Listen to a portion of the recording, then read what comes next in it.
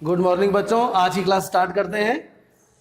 पूर्णांक चल रहा था चैप्टर क्लास 6 में और अध्याय 6। इसमें हम लोग दो टॉपिक कवर कर चुके हैं, परिभाषा और पूर्ववर्ती और परवर्ती, सक्सेसर और प्रीडिसेसर। जिन्होंने पिछले वीडियो ना देखे हो पहले उनको देखिएगा, फिर आपको बढ़िया तरीके से समझ में आएगा।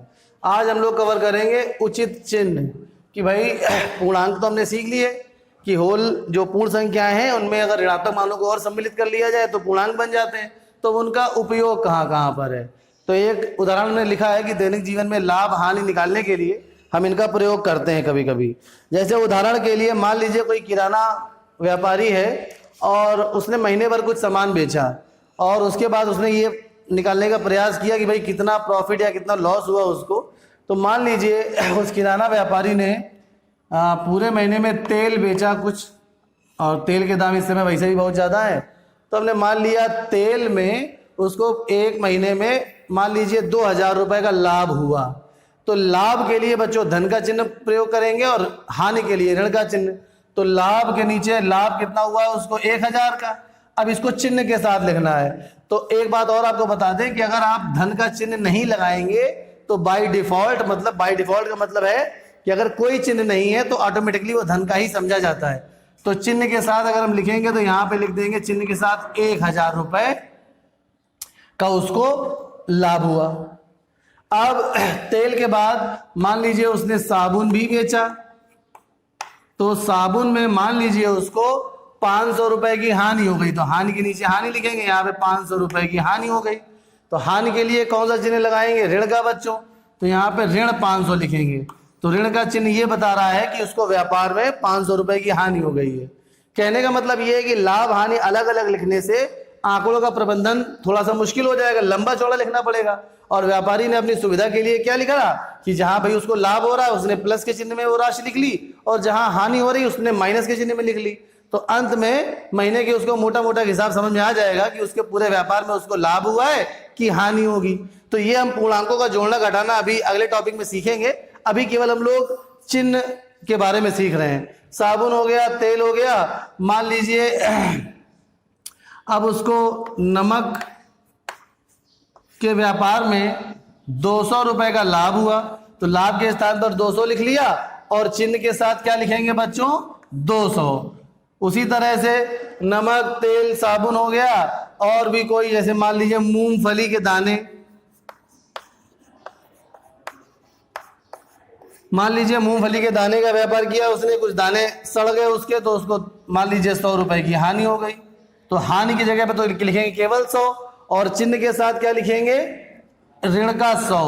तो इस तरह से बच्चों यहाँ पूर्णांकों का प्रयोग करते हैं अपने दैनिक जीवन में कि अगर जहां पे लाभ हानि की दशा में जहां पे लाभ हो रहा है वहां पे धनात्मक, जहां पे हानि हो रही है वहां पे ऋणात्मक चिन्ह के साथ। इसी प्रकार से दूरियां नापने में भी प्रयोग किया जा सकता है।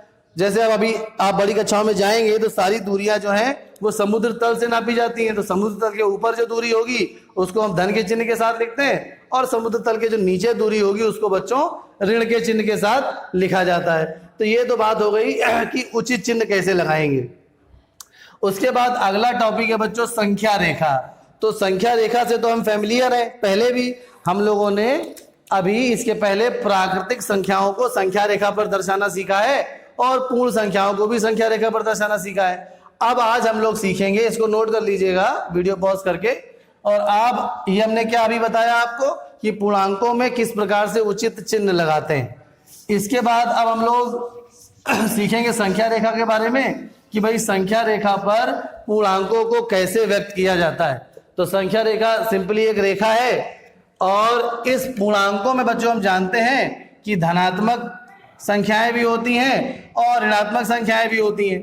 तो पूर्णांकों को अगर संख्या रेखा पर दर्शाना है तो संख्या रेखा किस प्रकार बनाएंगे, देखिए जरा ध्यान से।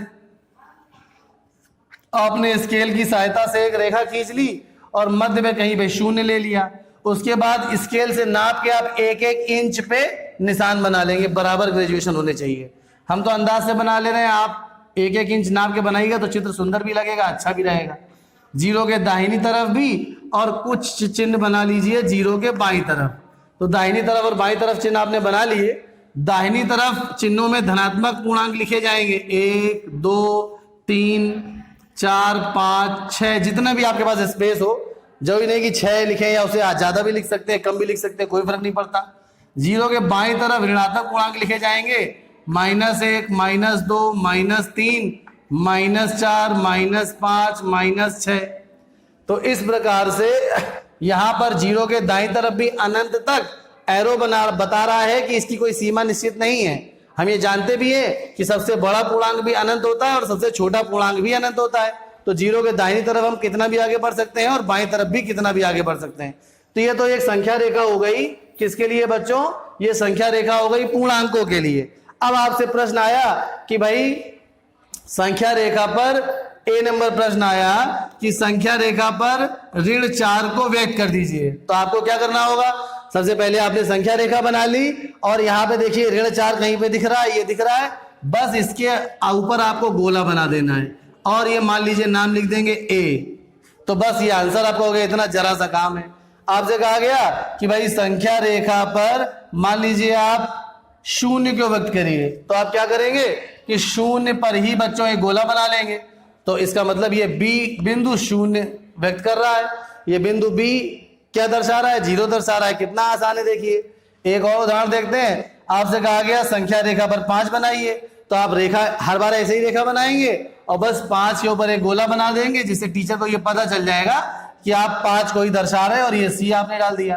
तो इस प्रकार से संख्या रेखा पर हम पूर्णांकों को व्यक्त कर सकते हैं। इसके बाद 5वां टॉपिक जो बोर्ड पे लिखा है वो ये है कि तुलना और क्रम। तुलना करने का मतलब होता है बच्चों कि दो पूर्णांकों में ये ज्ञात करना कि कौन सा पूर्णांक बड़ा है, कौन सा छोटा है, या दोनों बराबर हैं। इसको कहा जाता है तुलना करना। और जब हम तुलना कर लेंगे तो किसी क्रम में भी लिख लेंगे, चाहे बढ़ते हुए क्रम और चाहे घटते हुए क्रम। बढ़ते हुए क्रम को कहा जाता है आरोही और घटते हुए क्रम को कहा जाता है अवरोही। इनसे हम लोग परिचित हैं। तो अब जरा देखिए, इसी संख्या रेखा की सहायता से हम लोग तुलना करना भी सीख लेते हैं। तो तुलना किस प्रकार से करी जाएगी? ये जो चिन्ह है इसको हम जरा हटा दे रहे हैं जिसमें आप कंफ्यूज ना हो। तो अब मान लीजिए आपसे कहा गया कि दो पूर्णांक हैं और तुलना की जाए। तुलना करने से पहले हम आपको दो चिन्हों के बारे में जरा जानकारी दे दें।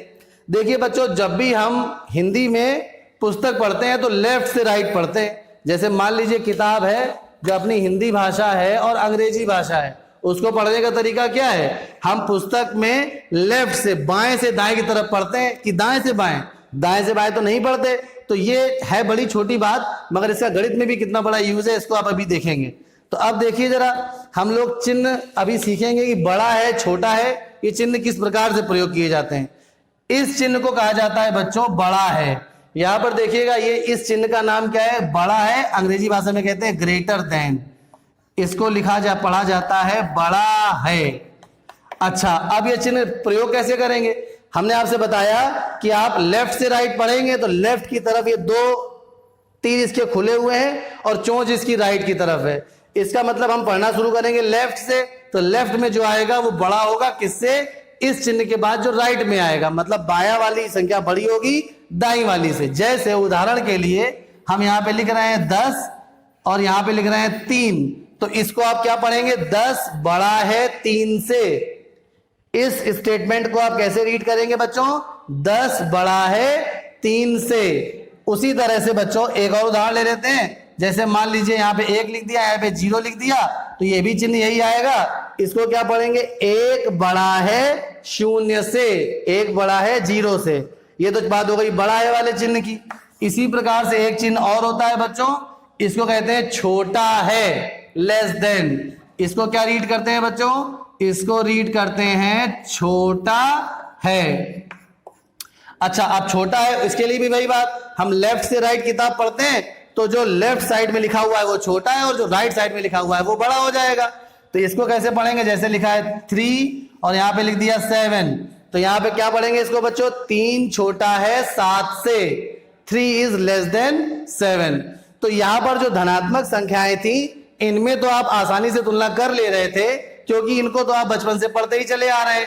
मगर अब हमें तुलना करनी है बच्चों पूर्णांकों में। तो हम ये जानते हैं कि पूर्णांकों में तो धनात्मक के साथ साथ ऋणात्मक संख्याएं भी सम्मिलित होती हैं। तो इनकी तुलना कैसे करी जाए?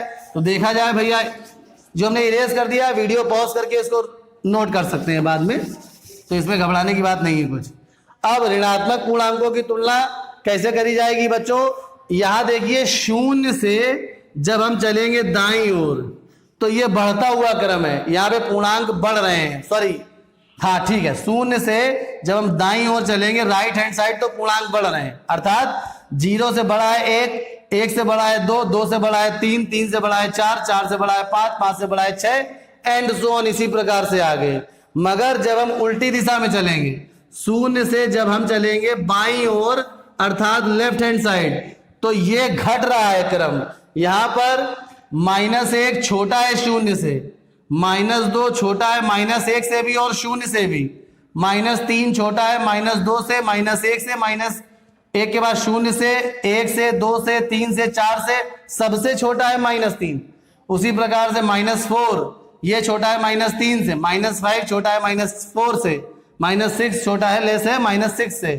तो ये बात आपको समझ में आ रही होगी कि अब आप जब भी आपके लिए तुलना करने के लिए आए तो आप संख्या रेखा जल्दी से रफ में बना लीजिए, तो दिमाग में बिल्कुल आपके क्लियर हो जाएगा कि ऋणात्मक संख्याओं में कैसे तुलना करी जाती है। अब कुछ मोटी मोटी बातें इसमें बता दें। अगर एक ऋणात्मक संख्या है और एक धनात्मक है तो ऋणात्मक वाली हमेशा धनात्मक वाली से छोटी होगी। जैसे मान लीजिए -3 लिख दिया और 1 लिख दिया, तो देखिए जरा यहाँ पे शून्य से जब हम लेफ्ट हैंड साइड चले तो ये छोटी संख्याएं हैं, इधर की ओर बड़ी है, यहाँ पे ये बढ़ता क्रम है, यहाँ पे लिख दे रहे हैं ये बढ़ता क्रम है पूर्णांकों का। और अब हम जब हम शून्य से लेफ्ट हैंड साइड चलेंगे तो ये घटता क्रम है पूर्णांकों का। तो जब आपको तुलना करनी है मान लीजिए ऋण 1 और 1 की, तो देखिए शून्य के लेफ्ट हैंड साइड में -3 है और राइट हैंड साइड में 1 है, इसका मतलब 1 जो है वो बड़ा होगा किससे, -3 से। दूसरे शब्दों में हम ये भी कह सकते हैं कि -3 छोटा है 1 से, तो कौन सा चिन्ह लगाएंगे, चोंच रहेगी -3 की तरफ। जो चोंच है इसकी वो हमेशा छोटी संख्या की तरफ होती है और जो खुला हुआ इसका मगरमच्छ का मुंह है वो बड़ी संख्या की तरफ रहता है। इस तरह से आप इसको अपने दिमाग में बैठा सकते हैं कोई भी एक बात लेके, जिससे आपको आगे तक याद रहे। तो हमने आपसे क्या बताया, हिंट कुछ कि कोई भी ऋणात्मक पूर्णांक हमेशा धनात्मक पूर्णांक से छोटा होगा। सभी ऋणात्मक पूर्णांक शून्य से भी छोटे होंगे। जैसे लिखा है यहाँ पे मान लीजिए -6 और 0, इसकी तुलना करनी है तो देखिए जरा 0 के लेफ्ट हैंड साइड में -6 आया है तो -6 छोटा होगा 0 से। तो दूसरी एक क्या निष्कर्ष निकल के आया बच्चों, ये जो निष्कर्ष हैं ये रिक्त स्थान में पूछे जाते हैं। जैसे कैसे रिक्त स्थान आएगा कि प्रत्येक ऋणात्मक पूर्णांक खाली स्थान होता है धनात्मक पूर्णांक से। क्या आपको भरना होगा, खाली स्थान में छोटा होता है। उसी प्रकार से आएगा मान लीजिए कि 0 प्रत्येक ऋणात्मक पूर्णांक से खाली स्थान होता है, तो क्या भरेंगे, 0 प्रत्येक ऋणात्मक पूर्णांक से बड़ा होता है। तो यहां पर -6 जो है वो 0 से छोटा होगा। और अब आपको तुलना समझ में आ गई होगी। अब जैसे मान लीजिए हम लोगों ने 2 धनात्मक पूर्णांकों की तुलना कर ली, ऋणात्मक और धनात्मक की कर ली। अब जरा ऋणात्मक और ऋणात्मक पूर्णांकों की भी तुलना कर ली जाए तो और बढ़िया से क्लियर हो जाएगा। जैसे लिखा है -4 और -3। अब देखिए जरा -4 और -3 की तुलना करनी है तो अब हम ये देखेंगे कि अगर दोनों ऋणात्मक पूर्णांक है तो संख्या रेखा में जो बाईं ओर होगा वो छोटा होगा और जो दाईं ओर होगा वो बड़ा होगा। तो यहाँ पर -4 और -3 की जब तुलना करी तो -4 बाईं ओर है, इसी में बच्चों फंसते हैं, इसको बड़ा ध्यान से समझना है। अगर दोनों पूर्णांक ऋणात्मक हैं तो जो पूर्णांक संख्या रेखा में लेफ्ट हैंड साइड में होगा वो छोटा होगा और जो राइट हैंड साइड में होगा वो बड़ा होगा। तो यहां पर -4 जो है वो छोटा होगा -3 से। आप इसको इस प्रकार से भी समझ सकते हैं, जब दोनों निगेटिव वाले हो तो आप माइनस साइन हटा दीजिए, माइनस चिन्ह हटा दीजिए और जो धनात्मक चिन्हों में हो उसका उल्टा कर दीजिए। अगर हमें आपको तुलना करनी थी -3 -4 में, आप माइनस छुपा लीजिए तो 3 और 4 में तुलना करिए तो 4 बड़ा होगा 3 में। अगर दोनों माइनस में तो इसका उल्टा कर दीजिए तुरंत, तो -4 छोटा हो जाएगा -3 से। इस तरह से भी इसको आप याद कर सकते हैं। संख्या रेखा तो आपके सामने है ही। अब जैसे मान लीजिए आया -1 और -6, इसकी तुलना करनी है तो अब बताइए जरा बच्चों कौन सा पूर्णांक बड़ा होगा कौन सा छोटा होगा, कमेंट करके बताइएगा। ये आपके लिए हम छोड़े दे रहे हैं, इसका आंसर आप हमें कमेंट करके देंगे। चलिए बच्चों धन्यवाद, उम्मीद है आपको ये आज की क्लास समझ में आई होगी।